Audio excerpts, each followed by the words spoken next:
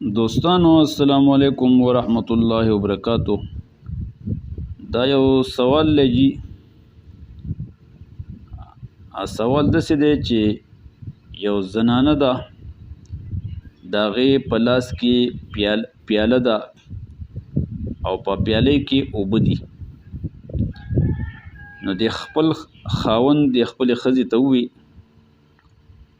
چې که ته د اوبو تاتي وکړې یا دې وسکلې یا دې چاله ورکړې، نو په تا باندې تا ته 3 طلاق دي.